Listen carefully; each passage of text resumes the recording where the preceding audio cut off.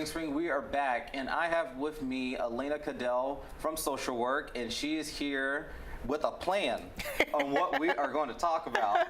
And so, how you doing, Elena? Doing pretty good. How about you? I'm doing awesome. It is Friday. It is indeed. And that means, you know, that's the best day of the week. But anyways, before we get to celebrate that our weekend's coming up, you have a few announcements and things you want to go over. But first, I know there's been some transitioning and changes in social work. Yeah. And I just wanted to, you know, for you to update us on how things are going and just to maybe calm down residents so they don't feel that the change is bad. Absolutely, yeah. So as you know, in January, Kathleen Taylor, who had been the social work manager, moved to become the medical center social worker. So she's now based in the medical center.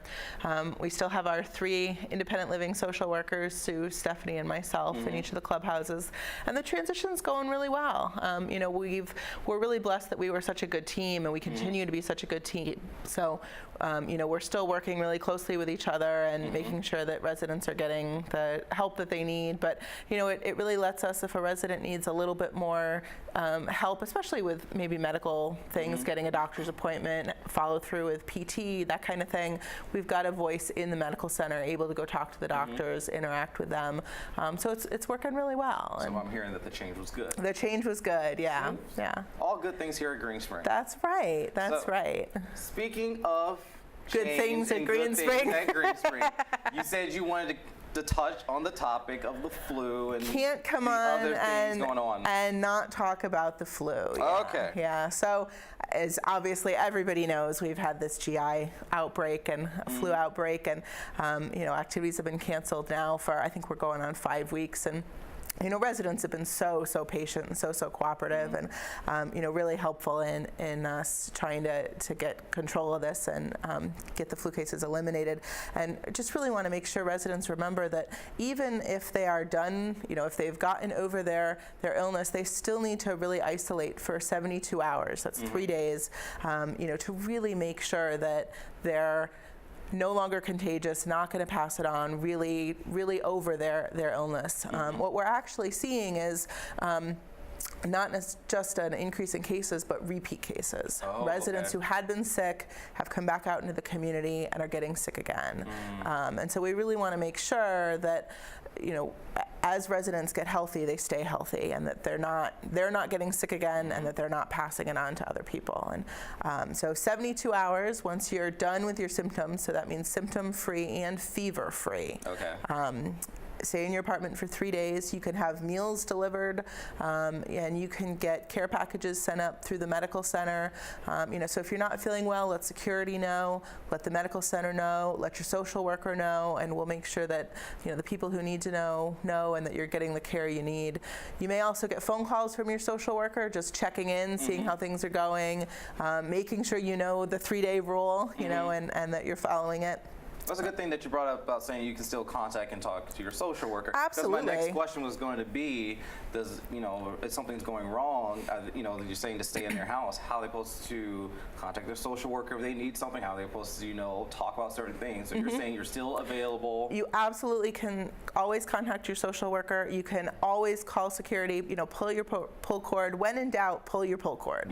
And that's true for anything, you know, whether it's illness, whether it's concern about another resident. If you know of another resident that you think isn't feeling well, needs some help, contact security. They'll go check it out. You know, we really want to make sure that any resident that needs care, needs that care package, is getting what they need, and we're really able to end this, you know, sooner rather than later, so we can all get back to our busy lives at Green Spring and get those activities going again. Well, I want you to answer this question. And now, if a resident is sick, does social worker still make house calls, or no? We do not make house calls. Okay. That is both for our own protection. We don't want to get sick, but also, you know, we interact with a lot of residents, and you know, so for that same, you know, need that the resident needs to isolate, you know, we're not going to make a house call. Help, but help from a distance. Exactly. Now that being said, you know, we will absolutely send security up. We will arrange for home support to come help you. We will arrange for, you know, the doctor to talk to you. You know, we will make sure you have what you need. You know, but in all likelihood, the social worker is not going to come pay you a house call. Just, you know, for that reason. Everyone stays well. Exactly. Yeah. Okay. So you said with the flu, I mean, talking about this whole flu, you wanted to touch on some key points about positive thinking, the power of positive thinking. Yes. So let's touch upon that. You know, residents, and completely understandably, are getting a little down, you know, between the flu and all the activities being canceled, the craziness of the weather. I know that's driving me crazy. You know, but just, I really want to emphasize the importance of staying positive and positive thinking. And, you know, so rather than going, oh my goodness, activities have been canceled for 5 weeks now, we're never going to get back to life at Green Spring. You know, it's going to be April before things are back to normal. You know, try thinking, you know, it's unfortunate things have been canceled, but Green Spring's tracking things so closely. They're really, you know, we're having daily phone calls and, you know, really tracking this day by day, and how lucky we are that we're in an environment that is really looking out for us and taking care of us. And I'm going to do everything I can to make sure that my friends and neighbors are getting any help they need, and we'll be back to normal in no time. And you know, just there are actually studies that show positive thinking can affect your health positively, and you know, help you get more sleep and sleep better, which of course, you know, keeps your immune system strong, a huge part of keeping illness away, and not just flu and GI, but you know, colds and allergies and all that kind of stuff that's going around now as well. So really just staying positive and you know, recognizing that nobody likes what's going on, but you know, everybody's doing the best that they can, and you know, and taking joy in the small gatherings that we are able to have over the dinner table, and you know, talking to friends over the phone and just kind of connecting in small ways. You know, it is great. I still do see residents out and about, you know, nowhere near as much, but you know, there's definitely still out in the hallways and you know, going for walks through the community. And I saw lots of people outside yesterday taking advantage of the great weather. So, you know, even as we have these gorgeous days, you know, here and there, take advantage of it. Get outside, go get some fresh air. And don't forget, you can always call your friend. Absolutely, yeah. Can always call a friend. You know, take this opportunity to read that book you've been meaning to read for months now, and you know, or go through your closet. I've had a number of residents tell me that they're going to have all sorts of stuff for the treasure chest when they're back up, because they've been going through their closet and cleaning things out, and you know, you can get spring cleaning done before we ever hit spring. You know, so you know, make the best you can of this opportunity. And well, I have one resident that I'm used to seeing all the time, and I saw her in the hallway, and she was like, "Oh, I'm so sad that, you know, things aren't going on." I was like, "Look on the bright side. You get to. That's my dream, is to be locked in my house and be stuck with the television and food. That's my dream right there. You know, just think that, you know, you can have a little vacation. You don't have to a staycation. Staycation. You don't have that stress of, you know, I have to get to this meeting or I have to get to this event.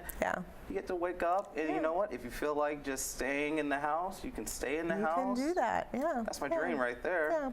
And activities will be back up. I mean, it's, you know, this is definitely not a permanent thing. You know, as soon as we've got, I think we have to have no cases for 48 hours. So, you know, as soon as we've got that, activities will be back up. And I know, you know, all the staff is really raring and ready to get things going again. So I think staff and residents. We are all ready for things to go back to normal.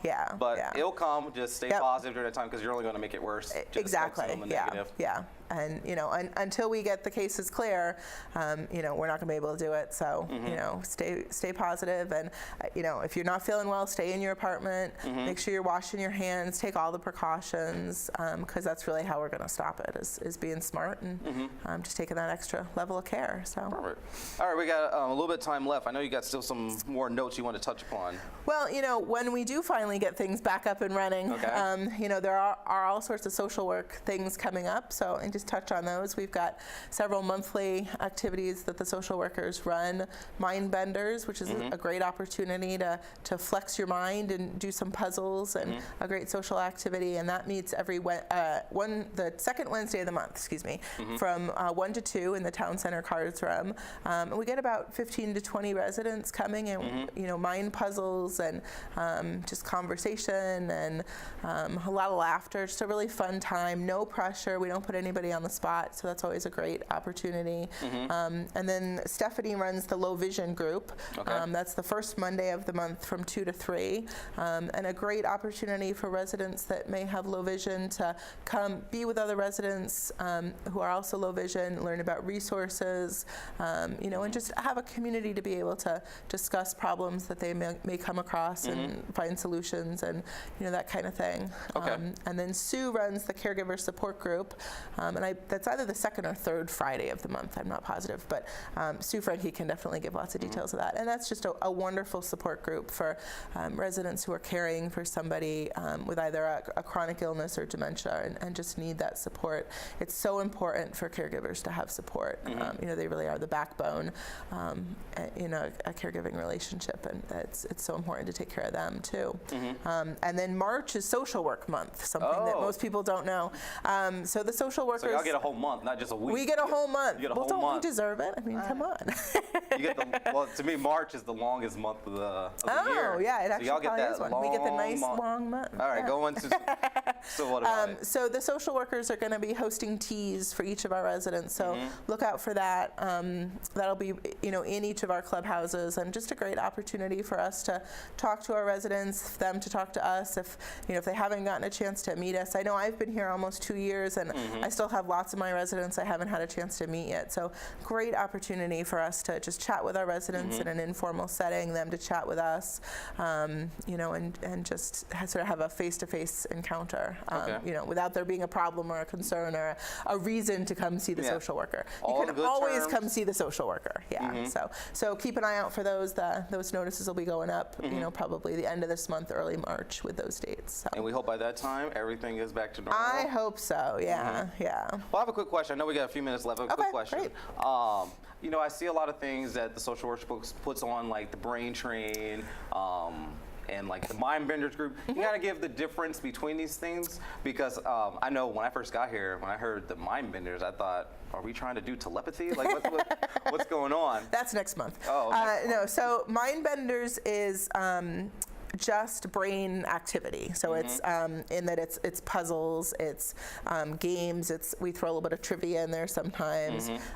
Whereas brain train is the residents switch between doing mind puzzles, and doing physical activities. Okay. Studies actually show that if you do brain puzzles and physical activity in close relation to each other, and not just physical activity and brain puzzles, they both really help keep your brain young, keep you cognitively strong, and that's what we want to do. That the longer we can keep cognition strong and active, the better chance you have of either not getting dementia or delaying the onset of dementia. And in most cases, once dementia sets in, you really can't reverse it. So we're looking to really make sure that we can prolong it as long as possible, delay it as long as possible, and then hopefully, even if it does set in, it's a more minor level. So the more brain puzzles, the more reading, the more activities, the socialization,